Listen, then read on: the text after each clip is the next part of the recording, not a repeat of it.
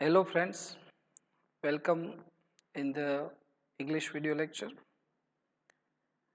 વિદ્યાર્થી મિત્રો standard 11th English આજના વિડીયો લેક્ચરનો ટોપિક છે first preliminary exam paper solution જે આપણે પ્રથમ સત્રાંત પરીક્ષા છે તેના આજના વિડીયો લેક્ચરમાં આપણે ઇંગ્લિશના પેપરનું સોલ્યુશન કરીશું. તો લેટ્સ સ્ટાર્ટ વિડીયો લેક્ચર.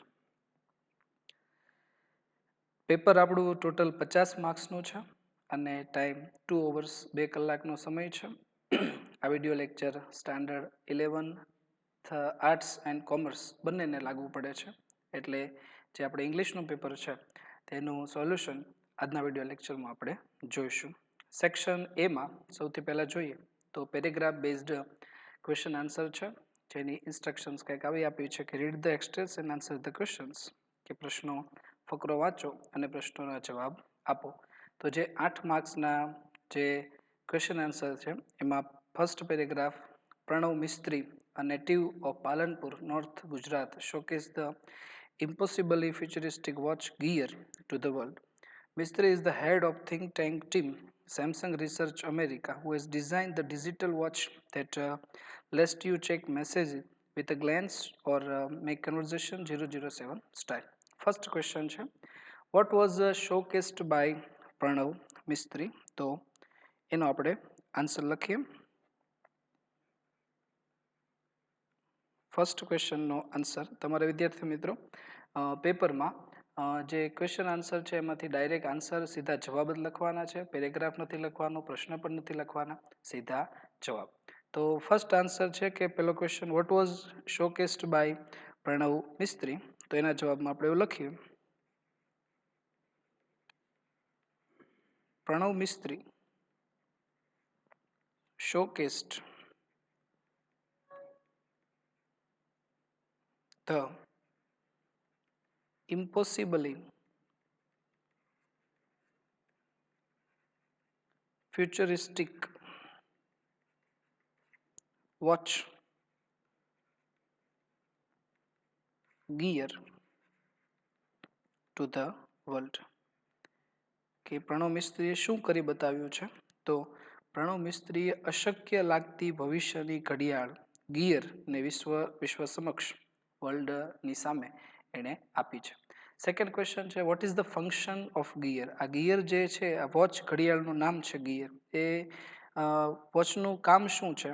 તો એના માટે આપણે જોઈએ પેરેગ્રાફમાં તો who has designed the digital watch that lets you check messages with a glance or make conversion 00 style, એટલે કે એક આંખની નજરથી આ ઘડિયાળમાં આપણે સંદેશા જોઈ શકીએ છીએ અને 007 સ્ટાઇલમાં આપણે વાતચીત કરી શકીએ. 007 સ્ટાઇલ એટલે કે ફ્રી સ્ટાઇલ, કે આપણે કાંડામાં ઘડિયાળ પહેરી છે અને છતાં પણ આપણે એ ઘડિયાળને ટચ કર્યા વગર વિધાઉટ ટચ આપણે કન્વર્ઝેશન કરી શકીએ છીએ. તો એ સેકન્ડ ક્વેશ્ચનનો આન્સર છે, લખીએ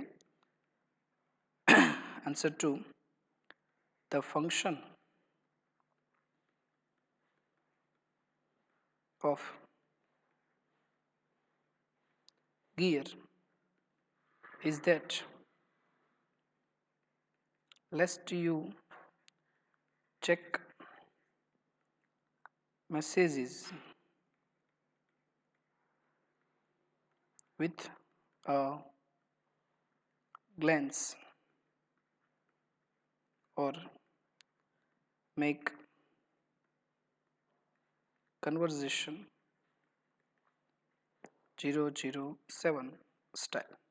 તો આ જે પેરેગ્રાફના બે ક્વેશ્ચન આન્સર છે એ આપણે જોઈએ. એની પછી નેક્સ્ટ જોઈએ થર્ડ પેરેગ્રાફ છે, second paragraph, conversation of forest is our moral duty, our constitution now rates it is every citizen's fundamental duty to conserve and thereby improve forest, lakes, rivers, environment along with wildlife, and also to have compassion towards organisms. એમાં third question છે what is our fundamental duty as per our constitution? આપણા બંધારણ પ્રમાણે આપણી મૂળભૂત ફરજ કઈ છે? તો એના આન્સરમાં આપણે જોઈએ સેકન્ડ લાઇનમાં આપ્યું છે to conserve and thereby improve forest, કે કે જે આ વન્ય જીવ જે જંગલો જે છે એની જાળવણી કરવી, એની દેખરેખ રાખવી એક બંધારણ તરીકે આપણા એક નાગરિક તરીકે આપણી ફરજ છે. તો એનો આન્સર લખીએ. આન્સર થર્ડ પ્રશ્નમાંથી કરતા લખીશું. અવર fundamental duty is as per our constitution that to conserve and thereby improve forest. એના પછી નેક્સ્ટ ક્વેશ્ચન છે કે what is our moral duty, કે આપણી મોરલ ડ્યુટી શું છે, આપણી એક પ્રાથમિક આપણી ફરજ શું છે. તો એના જવાબમાં આપણે લખીએ અવર moral duty is that we should protect forest, lakes, rivers, environment, wildlife, LIFE, and also to have compassion towards organisms. આપણી પ્રાથમિક ફરજ એ છે કે આપણે જંગલો છે, તળાવ, નદી, પર્યાવરણ, વન્યજીવોનું રક્ષણ કરવું જોઈએ અને જે બધા સજીવો છે ઓર્ગેનિઝમ્સ એટલે સજીવો એના તરફ એના પ્રત્યે આપણે દયા અને સહાનુભૂતિ દાખવવી જોઈએ. તો એ છે. એના પછી નેક્સ્ટ પેરેગ્રાફ છે Autofab is now creating opportunities for manufacturers to satisfy the unique needs of customers. Inviting the customer into the design, development and production process will lead to unexpected new products. In AutoFab, the customer is a co-constructor. Now product liability, other risk and patent rights may be shared with the customers. Automated fabrication will have a dramatic impact on society. A paragraph માંથી fifth question છે. What opportunities are created for manufacturers by AutoFab? AutoFab દ્વારા ઉત્પાદકો માટે કઈ તકોનું સર્જન કરવામાં આવે છે? તો એ આપણા ફર્સ્ટ લાઈનમાં છે to satisfy unique needs of customers. ગ્રાહકોની જે વિશિષ્ટ જરૂરિયાતો છે તેને સંતોષવાનું સર્જન કરવામાં આવે છે. તો એનો આપણે આન્સર લખીએ. આન્સર ફિફ્થ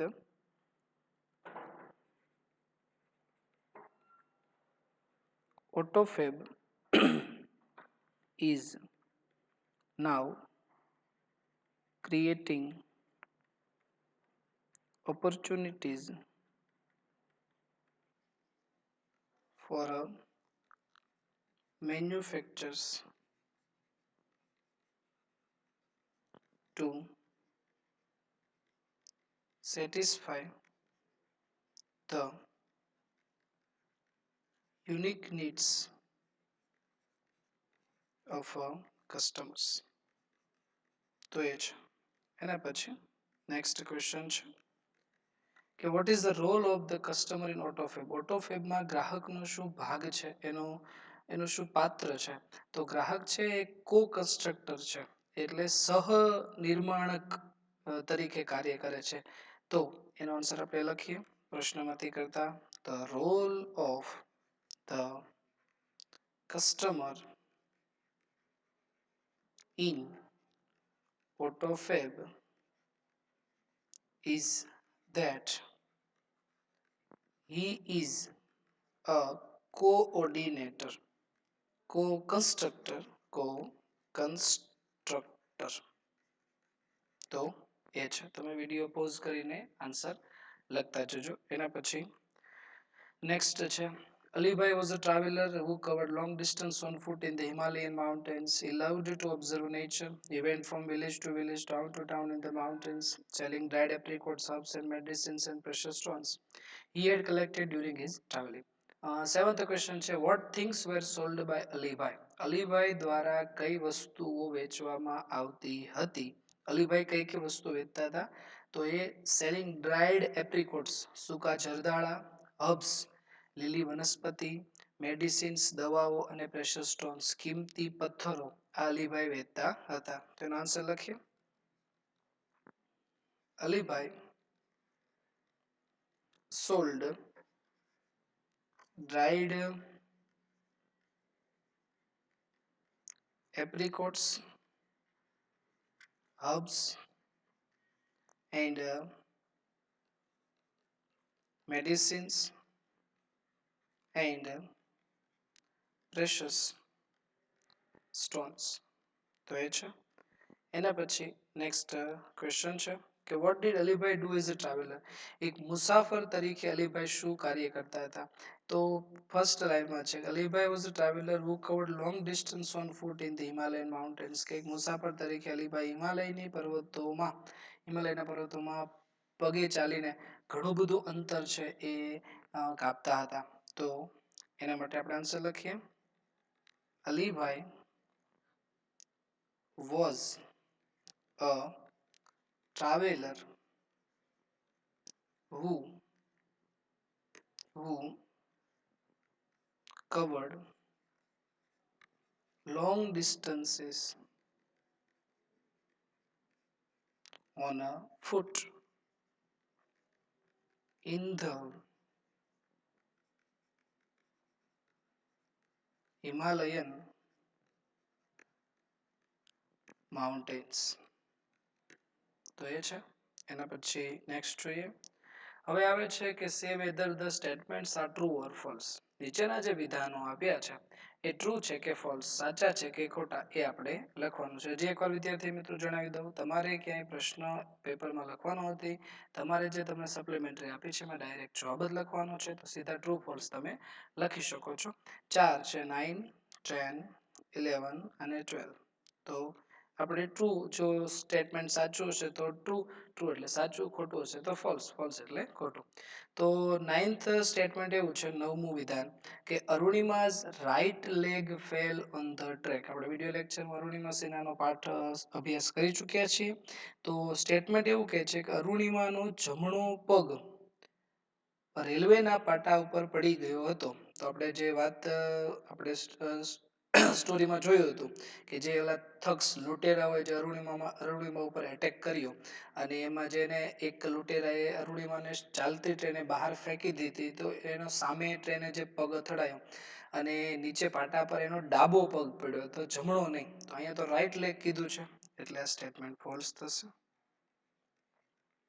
એના પછી છે Alibhai was a traveller agent. હમણાં જ આપણે પેરેગ્રાફ જોયું તો ખાલી એ ટ્રાવેલર હતા, ટ્રાવેલર એજન્ટ નહોતા. બરાબર છે. એજન્ટ તો શું છે, તો એ તો એ વ્યક્તિઓને મોકલતા હોય. અલીભાઈ મોકલતા નહોતા, એ પોતે જ એક મુસાફર હતા. એટલે આ પણ સ્ટેટમેન્ટ ફોલ્સ થશે. અને ઓટોમેટેડ ફેબ્રિકેશન ઇઝ ઓટોફેબ, એ 100% સાચું છે. કારણ કે ઓટોફેબ છે એ આપણે જોઈ ચૂક્યા છીએ. ઓટોફેબ શોર્ટ ફોર્મ છે, એનું ફૂલ ફોર્મ થાય ઓટોમેટેડ ફેબ્રિકેશન. એટલે આ સ્ટેટમેન્ટ થશે ટ્રુ.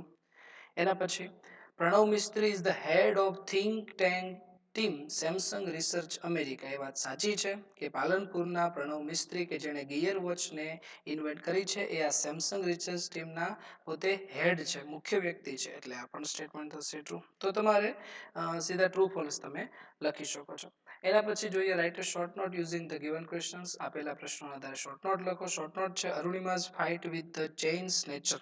એ ચેઇન સ્નેચર એટલે કે જે લૂંટેરાઓ સાથે અરુણિમાની જે લડાઈ છે એની શોર્ટ નોટ આપણે 3 માર્ક્સમાં પૂછી છે. શોર્ટ નોટમાં આપણે ક્વેશ્ચન આપેલા હોય છે અને આન્સર આપણે લખવાના છે. ફર્સ્ટ ક્વેશ્ચન છે what was Arunima doing. Arunima શું કરી રહી હતી. સેકન્ડ ક્વેશ્ચન છે હાઉ વેર ધ થગ્સ. એ લૂંટેરાઓ કેવા હતા. એની પછી થર્ડ છે how did she fight with them. Arunima તેની સાથે કેવી રીતે લડી. એના પછી નેક્સ્ટ છે વોટ ડીડ શી લૂઝ. તેણે શું ગુમાવ્યું. અને સેકન્ડ એના પછી લાસ્ટ છે કે વોટ વોઝ ધ એન્ડ. અંતમાં શું બન્યું. તો હવે હું શોર્ટ નોટનો આન્સર લખું છું. સૌથી પહેલા આપણે પહેલેથી જ વાત કરી કે અરુણિમા શું કરી રહી હતી. તો એના આન્સરમાં આપણે લખીએ કે વન્સ, એક વખત, Arunima was travelling in a train, કે એક વખત અરુણિમા ટ્રેનમાં મુસાફરી કરી રહી હતી ત્યારે શું બન્યું તો while while she was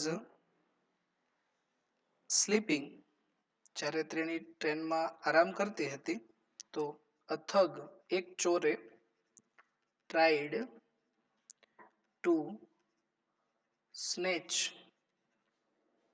her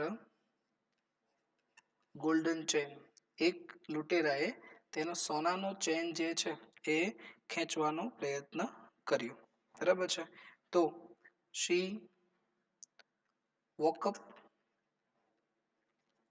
તેણી જાગી ગઈ, and so જોયા, four or five thugs near her, તેની બાજુમાં 4 અથવા 5 લૂંટેરા તેણીએ જોયા. હવે એ કેવા હતા એની વાત કરવાની છે. તો they were drunken, એ ચોર કે લૂંટેરા છે એ નશાની હાલતમાં હતા. and started, શરૂ કર્યું, to snatch her golden chain, એનો સોનાનો ચેન જે અરુણિમાએ પહેર્યો હતો એ ખેંચવાનો પ્રયત્ન કર્યો. તો અરુણિમાએ એના જવાબમાં શું કર્યું તો એનો આન્સર આપણે સાથે લખીએ. તો Arunima had to fight with them, અરુણિમાને તેઓની સાથે લડવું પડે તેમ હતું, લડાઈ કરવી તે પડી તેમ હતી. પછી alone, એકલી, because, કારણ કે નો હેલ્પ વોઝ પોસિબલ, કારણ કે કાંઈ પણ પ્રકારની મદદ છે શક્ય નહોતી. જો કે આપણે સ્ટોરીમાં જોયું હતું કમ્પાર્ટમેન્ટ એ રેલવેના ડબ્બામાં ઘણા બધા પેસેન્જર્સ હતા, but none of the following passengers stand up to even inquire કે વોટ વોઝ હેપનિંગ. તો એ છે. એના પછી જોઈએ કે she did not allow them to touch her chain, કે તેણે ચેન ખેંચવાની મંજૂરી ના આપી, એટલે કે ચેન એ લૂંટેરાઓને આપ્યો નહીં. and started to fight them, એક એકલી 24 વર્ષની છોકરીએ આ લૂંટેરાઓ સાથે લડવાનું શરૂ કર્યું. અને she caught a youth, એ યુવાનોને પકડ્યા. she caught a young man, કેવી રીતે યુવાન માણસ તેને પકડ્યો તો એનું ડિસ્ક્રિપ્શન લખીએ સાથે. by his collar, એના કોલર દ્વારા. and, અને pushed him back, એને પાછો ધક્કો માર્યો. and pushed him back, અને બીજા બે લૂંટેરાઓને એને લાત પણ મારી, પાટું પણ માર્યું, એટલે she kicked others too. અને પછી એવું બન્યું કે she was also kicked by the thugs, તો ઓલા અરુણિમાએ લાત પાટું માર્યું તો ઓલા લૂંટેરાઓએ પણ અરુણિમાને સામું પાટું માર્યું. તો એ દુર્ઘટનામાં એવું બને છે. હવે હું આગળ ની શોર્ટ નોટ લખું છું, એટલે તમે વિડીયો પોઝ કરીને એટલી શોર્ટ નોટ લખી નાખજો. હું આ ક્લિયર આપું છું. તો એના પછી એવું બન્યું કે then, ત્યાર પછી she was thrown out of the moving train, એ શરૂ ટ્રેને તેણીને બહાર ફેંકી દેવામાં આવી. અને she had a phone in her hand, જ્યારે બહાર ફેંકી દેવામાં આવી ત્યારે તેણીના હાથમાં એક ફોન હતો. અને પછી બન્યું એવું કે her body, તેનું શરીર, hit, એટલે કે અથડાયું, ભટકાયું, the other train, બીજી ટ્રેન સાથે તેનું શરીર અથડાયું.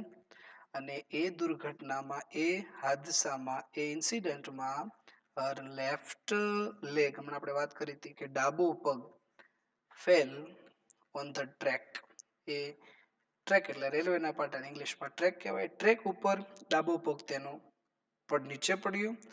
before she could realize anything, તે કંઈ પણ સમજે તે પહેલા એનો ડાબો પગ નીચે પડ્યો, એટલે કે ડાબો પગ કપાઈ ગયો. અને પછી આગળ સ્ટોરીમાં આવે છે કે શી સ્ક્રીમ્ડ, તેણે ચીસ પાડી ફોર હેલ્પ, મદદ માટે ચીસ પાડી, but there was nobody to listen her, કારણ કે રેલવેના જે પાટા ઉપર પડી હતી ત્યાં કોઈ તેની ચીસ છે તે સાંભળે તેમ હતું. જો કે આપણે જોયું હતું કે એ રાત્રે 49 ટ્રેન્સ એ ટ્રેક્સ પરથી પાસ આઉટ થઈ હતી, 49 ટ્રેન એ પસાર થઈ છતાં પણ કોઈ એ ચીસને સાંભળી નહીં. અને એટ લાસ્ટ, અંતે શી ફેન્ટેડ, તેણી બેભાન થઈ ગઈ. તો આ આપણી શોર્ટ નોટ છે. અરુણિમાઝ ફાઇટ, એની જે લડાઈ, encounter with the thugs and chain snatcher, કે જે ચોર, ઠગ અને જે ચેઇન લૂંટેરાઓ છે એની સાથેની લડાઈ, કે જે શોર્ટ નોટ આપણે 3 માર્ક્સમાં પૂછે છે એ આપણે જોઈએ. તો વિડીયો પોઝ કરીને તમે લખતા જજો. એના પછી સેક્શન બી માં આગળ વધીએ તો read the stanza and answer the questions. જે પોએમ, કવિતા આવે છે એના ફકરાને સ્ટાન્જા કહેવાય, કાવ્ય પંક્તિ જેને આપણે ગુજરાતીમાં કહીએ. તો સ્ટાન્જા એવું આપ્યો છે કે woodman spared that tree, touch not a single bough, in youth it sheltered me and I will protect it now. 'Twas my forefather's hand that placed it near his coat, and there woodman let it stand. woodman એટલે કઠિયારો થાય, લાકડા કાપનારો. તો કે woodman spared that tree, કે કઠિયારા એ વૃક્ષને રહેવા દે. touch not a single bough, એની એક ડાળીને પણ અડતો નહીં. in youth it sheltered me, કે મારી યુવાનીમાં આ વૃક્ષે મને છાંયડો આપેલો, and I will protect it now, અને આજે હું એનું રક્ષણ કરીશ. કે twas my forefather's hand, મારા પૂર્વજો, મારા દાદાના પૂર્વજોના હાથે that place it near his coat, કે તેના ખાટલાની બાજુમાં આ વૃક્ષને વાવવામાં આવ્યું હતું. અને there woodman let it stand, એ વૃક્ષને તું ત્યાં જ રહેવા દેજે. તો એની ઉપરથી 14મો 14th ક્વેશ્ચન આપ્યો છે. તો આપણે એનો આન્સર લખીએ. આન્સર 14 ક્વેશ્ચન એવો છે કે who sheltered the poet in youth, યુવાનીમાં કવિને છાંયડો કોણે આપ્યો હતો? એ વૃક્ષે આપ્યો હતો. તો એના માટે આપણે who ને કાઢીને ડાયરેક્ટ આન્સર લખશું કે that tree sheltered the poet in youth. તો એ છે. એના પછી આન્સર 15 છે કે who protects the tree, કે આ હવે વૃક્ષનું રક્ષણ કોણ કરે છે? તો કવિ એમ કહે છે કે આઈ વિલ પ્રોટેક્ટ ઇટ નાઉ, કે હવે હું એનું રક્ષણ કરીશ. મતલબ કવિ ખુદ આ વૃક્ષનું રક્ષણ કરે છે, એટલે ધ પોએટ પ્રોટેક્ટ્સ ધ ટ્રી. એના પછીનો એક સ્ટાન્જા આપેલો છે કે some water call and oil is all V ask and thousands of an inch to give us play now, if you will set us to our task we will serve you 4 and 20 hours a day. એક 11મા યુનિટમાં poem આવે છે machines, એની આ stanza આપેલો છે કે થોડુંક પાણી, કોલસો અને તેલ અમે જે કાંઈ માગીએ છીએ એ 1 ઇંચના 1000 ભાગ બરાબર પણ અમને આપવામાં આવે છે. અને અત્યારે તમે જે કાંઈ કામ કરવાનું કહેશો તો અમે તમને 24 કલાક દિવસમાં તમારી સેવા કરીશું. આવી મશીનની એક વ્યથા આપેલી છે. તો 16th ક્વેશ્ચન એવો છે કે what are the humble needs of machines, કે what are the humble needs એટલે કે એક વિનમ્ર જરૂરિયાત મશીનની કઈ છે? તો મશીનને શું જોવે? એને પાણી જોવે, કોલસો જોવે અને ઓઇલ જોવે. તો આ 3 જે છે એ હમ્બલ નીડ્સ છે. તો એનો આન્સર આપણે લખીએ. આન્સર 16 કે ધ, પ્રશ્નોમાંથી પહેલા કરતા લખી નાખીએ એટલે વધારે ઈઝી બની જશે. The humble needs of machines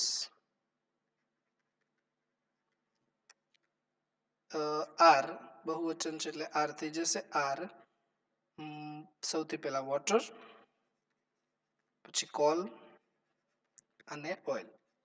તો એ છે. એના પછી નેક્સ્ટ ક્વેશ્ચન છે 17 કે what assurance is given by machines, કે મશીન દ્વારા, આ યંત્ર દ્વારા કઈ ખાતરી આપવામાં આવે છે? તો લાસ્ટ છે સ્ટાન્જામાં જોઈએ તો ખાતરી આપેલી છે લાસ્ટ લાઈનમાં કે we will serve you 4 and 20 hours a day, 24 કલાક તે સેવા કરશે. તો એ છે. તો એના માટે લખીએ કે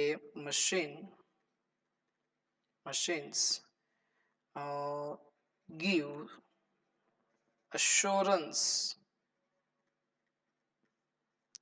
is that, કે they will serve you know us થઈ જશે કારણ કે આપણી સેવા કરશે એટલે આપણા માટે યુ નો અસ બની જશે અસ 4 and 20 hours a day. તો એ છે વિડીયો પોઝ કરીને આન્સર લખી નાખજો ક્વેશ્ચન નથી લખવાના સ્ટાન્જા પણ નથી લખવાનો ડાયરેક્ટ આન્સર એના પછી છે 18મો પેરેગ્રાફ છે જે વોકેબ્યુલરીનો પેરેગ્રાફ છે વોકેબ્યુલરી એટલે શબ્દ ભંડોળ થાય એક પેરેગ્રાફ આપ્યો હોય છે કૌંસમાં તમને બ્રેકેટ્સમાં વર્ડ્સ આપ્યા હોય છે યોગ્ય વર્ડ્સ આપણે ખાલી જગ્યા જે બ્લેન્ક્સ આપી છે એમાં આપણે લખવાના હોય છે તો સૌથી પહેલા તો એના જે વર્ડ્સ આપ્યા છે એની ઉપર આપણે ફોકસ કરવું પડે તો ક્રિએશન એટલે સર્જન થાય અપિયર એટલે દેખાવું થાય ડિસઅપિયર એટલે અદૃશ્ય થવું થાય પ્રોડક્શન એટલે ઉત્પાદન થાય ડિક્લાઇન એટલે ઘટાડો થાય અને કોમ્યુનિટી એટલે સમુદાય સમાજ થાય તો જોઈએ પેરેગ્રાફ શું છે ઇફ મેસ ખાલી જગ્યા loses its economic advantage huge centralized factories would ખાલી જગ્યા they will be replaced by smaller and ખાલી જગ્યા અને blanks પણ બોલી શકાય blanks based facilities there will be a continuous blanks in the amount of human efforts needed to produce material goods તો જોઈએ if જો મેસ એટલે કે જથ્થાબંધ અને પહેલામાં આવશે પ્રોડક્શન કે જો જથ્થાબંધ ઉત્પાદન loses ગુમાવે ઇટ્સ ઇકોનોમિક એડવાન્ટેજ જો જથ્થાબંધ ઉત્પાદન તેનો આર્થિક લાભ ગુમાવે તો શું બને તો હ્યુજ સેન્ટ્રલાઇઝ ફેક્ટરી એટલે વિશાળ કદની કેન્દ્રિત થયેલી ફેક્ટરીઓ કારખાનાઓ છે એ વુડ ડિસઅપિયર એ અદૃશ્ય થઈ જાય જો જથ્થાબંધ ઉત્પાદન તેનો આર્થિક લાભ ગુમાવે તો એટલે પહેલામાં પ્રોડક્શન પછી બીજામાં ડિસઅપિયર પછી they will be replaced by smaller and community based facility તો જો હવે મોટી કંપનીઓ અદૃશ્ય થઈ જાય મોટી કંપનીઓ બંધ થઈ જાય એનું સ્થાન કોણ લે તો નાની સમુદાય જે સામાજિક આધારિત જે બધી સુવિધાવાળી જે નાના કારખાના હોય એનું સ્થાન લઈ લે એટલે એના પછી ત્રીજી ખાલી જગ્યામાં આવશે community and there will be a continuous ખાલી જગ્યા amount of human efforts તો જો મોટી કંપની બંધ થઈ જાય નાની કંપની શરૂ થાય તો શું થાય તો જે કર્મચારી શ્રમ જે છે એમાં ઘટાડો થઈ જાય એટલે કે કર્મચારીઓની સંખ્યા ઘટાડો મીન્સ ડિક્લાઇન થશે બરાબર તો એ છે એટલે તમારે શું કરવાનું છે પેરેગ્રાફ જે છે આખો લખવાનો છે અને એની અંદર આન્સર તમારે લખવાનો છે હું ડાયરેક્ટ તમને આન્સર લખી દઉં છું તમારે પેરેગ્રાફની અંદર તમે આન્સર લખી નાખજો પહેલામાં આપણે વાત કરી તેમ પ્રોડક્શન સેકન્ડ આપણે વાત કરી હમણાં ડિસઅપિયર એના પછી નેક્સ્ટ ત્રીજી ખાલી જગ્યામાં કોમ્યુનિટી અને એના પછી લાસ્ટમાં આવશે ડિક્લાઇન DECLINE તો એ છે તો આવી રીતે આપણે આ વોકેબ્યુલરીનો પેરેગ્રાફ જોયો એના પછી ડબલ એજ ક્વેશ્ચન આપ્યા છે select the appropriate question two gate underline word અને વર્ડ્સ એઝ આન્સર્સ જે સ્ટેટમેન્ટ આપ્યું છે એમાં જે નીચે અંડરલાઇન લીટી કરેલો જે વર્ડ જે છે એને આપણે દૂર કરીએ તો ડબલ એજમાંથી કયો પ્રશ્ન બને MCQ છે તમારી ડાયરેક્ટ MCQમાં આન્સર જ લખવાના છે 9 19 20 21 22 અને 23 સૌથી પહેલું છે Gujarat got second place in the hockey tournament ગુજરાતે હોકીની સ્પર્ધામાં બીજો નંબર બીજું સ્થાન મેળવ્યું તો સેકન્ડને કાઢી નાખીએ તો શું થાય સેકન્ડને વિચારો જરાક સેકન્ડને આપણે બીજું સ્થાન મેળવીએ બીજું કાઢી નાખીએ તો શેનાથી પ્રશ્ન બને તો ગુજરાતીમાં પ્રશ્ન બને કે હોકી ટુર્નામેન્ટમાં ગુજરાતે કેટલામું સ્થાન મેળવ્યું તો જવાબ છે બીજો જે અંડરલાઈન કરેલો વર્ડ છે એને આપણે દૂર કરવાનો છે તો પહેલો જ ઓપ્શન છે વિચ તો એ વિચથી બનશે which place did Gujarat get in the hockey tournament 19માં એ એના પછી Sujal can read 12 hours continuously Sujal 12 કલાક સતત વાંચી શકે છે તો હવે કન્ટિન્યુઅસલી કાઢી નાખો તો બની શકે કે સુજલ કેવી રીતે વાંચી શકે છે જો હાવ એટલે કેવી રીતે વોટ એટલે શું વેન એટલે ક્યારે હાઉ મેની છે તો કેટલા પણ કેવી રીતે વાંચી શકે તો કે સતત વાંચી શકે તો એમાં પણ આવશે એના પછી I visited the library with a view to reading N English newspaper અંગ્રેજી ન્યૂઝપેપર વાંચવાના હેતુથી મેં લાઇબ્રેરીની મુલાકાત લીધી હતી તો જે આખો અંડરલાઈન કરેલો જે ભાગ છે એને દૂર કરો તો એવું બનશે કે મેં લાઇબ્રેરીની શા માટે મુલાકાત લીધી હતી તો ઇંગ્લિશ ન્યૂઝપેપર વાંચવા માટે તો એમાં શા માટે જેને આપણે ઇંગ્લિશમાં વાય કહીએ છીએ તો 21માં બી. એના પછી વી always miss the company of our childhood friends. આપણે હંમેશા આપણા બાળપણના મિત્રોનો સાથને યાદ કરતા હોય છે, બરાબર છે. તો વી always miss the company of our childhood friends, બરાબર. તો વુ એટલે કોણ, વોટ એટલે શું, ફોર વિચ કંપની કે હુઝ કંપની, આ બરાબર છે. લાસ્ટ છે ને કે કોનો સાથ આપણે યાદ કરતા હોય છે એટલે ડી આવશે કે whose company do we always miss, એટલે 22માં ડી.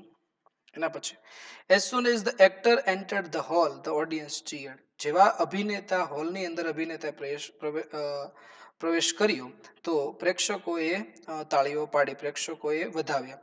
તો પ્રેક્ષકોએ ક્યારે અભિનેતાને વધાવ્યા તો જ્યારે તે હોલમાં પ્રવેશ કર્યો ત્યારે. તો ક્યારે તો જ્યારે અને ત્યારે માટે વેન આવશે તો when did the audience cheer, તો 23માં આવશે ડી.